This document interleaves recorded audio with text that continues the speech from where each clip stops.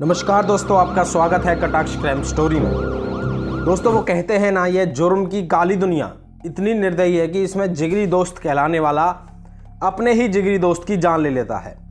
और आज हम बात करेंगे एक ऐसे गैंगस्टर की जिसका नाम जसविंदर सिंह रॉकी उर्फ रॉकी फजलिका है। दोस्तों, अगर आप चैनल पर पहली बार आए तो चैनल को सब्सक्राइब करके नोटिफिकेशन बेल को ऑन कर लें, क्योंकि यहाँ पर क्राइम से रिलेटेड कहानियाँ और अपडेट आती रहती हैं। तो दोस्तों, आते हैं कहानी पर कि रॉकी का जन्म पंजाब के फजलिका शहर में हुआ। रॉकी का जन्म एक अच्छे, समृद्ध और रईस खानदान में हुआ था। रॉकी फजलिका करीबन 80-90 एकड़ ज़मीन का मालिक था और पढ़ाई में मध्य दर्जे का छात्र रहा।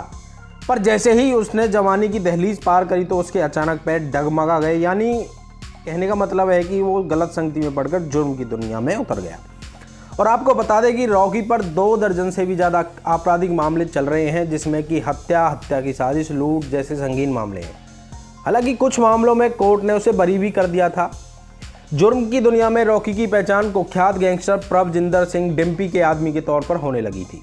डिम्पी की पहचान उत्तर प्रदेश और बिहार के बड़े बड़े गैंगस्टर से थी और रॉकी भी इसी डिम्पी गैंग का सदस्य बन गया था। इसके बाद साल 2006 में डिम्पी की हत्या हो जाती है और डिम्पी की हत्या के आरोप के चलते हुए रॉकी को गिरफ्तार कर लिया जाता है। इसके बाद रॉकी लंबे समय तक चंडीगढ़ की बुडेल जेल में बंद था और इसी दौरान रॉकी की जो मुलाकात है वो शेरा कुब्बन और जयपाल भुल्लर से हुई थी और फिर इनकी आपस में दोस्ती हो गई। इसके बाद कोर्ट ने रॉकी को डिम्पी मर्डर केस में बरी कर दिया था। वहीं दूसरी तरफ उधर शेरा और जयपाल भी जमानत पर रिहा होकर बाहर आ गए। अब जेल से बाहर आने के बाद रॉकी, शेरा और जयपाल भुल्लर ने मिलकर अपनी एक बड़ी गैंग तैयार करी। इसी बीच रॉकी का रुख जो था वो राजनीतिक तरफ होता है। दोस्तों, रॉकी ने साल 2012 का विधानसभा चुनाव निर्दलीय कैंडिडेट के तौर पर लड़ा था। निर्दलीय और गैंगस्टर छवि होने के बावजूद वह बीजेपी कैंडिडेट से सिर्फ 16 वोट पीछे था। इसी के बाद उसकी बनाई हुई गैंग में सब कुछ ठीक ठाक ही चल रहा था, पर हैप्पी देवरा की हुई हत्या ने कहानी पूरी बदल दी। शेरा कुब्बन ने फिरोजपुर में जिम चलाने वाले हैप्पी देवरा को गोली मार दी और इस हत्या के बाद शेरा और जयपाल भुल्लर के रास्ते रॉकी से अलग हो गए थे। हैप्पी देवरा के मर्डर के बाद पुलिस ने एक एनकाउंटर में शेरा को मार गिराया और शेरा के एनकाउंटर के बाद घरवालों का कहना है कि रॉकी ने ही पुलिस को शेरा की लोकेशन की जानकारी दी थी।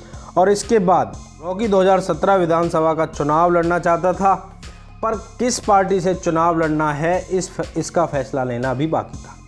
इस बार रॉकी की तैयारी पूरी थी और इसी वजह से रॉकी के दुश्मनों को लगने लगा था कि अगर यह चुनाव जीत गया तो उसके बाद इससे बदला लेना आसान नहीं होगा। इसी बीच 2017 के विधानसभा चुनाव की तैयारी रॉकी जोरों शोरों से कर रहा था, क्योंकि रॉकी फजलिका भी अपनी गैंगस्टर वाली छवि खत्म करना चाहता था।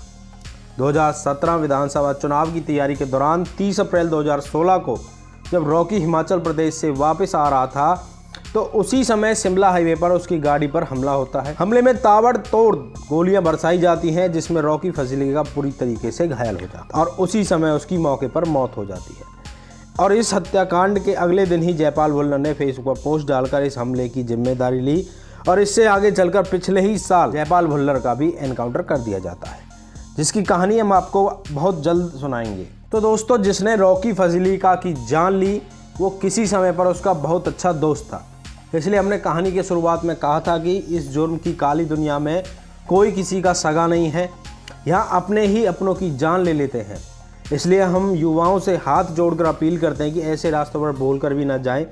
देश और अपने माँ बाप के लिए हमदर्द बने, ना कि सरदर्द। तो मिलते हैं आपसे अगली कहानी में, तब तक के लिए बने रहिए कटाक्ष टीवी पर।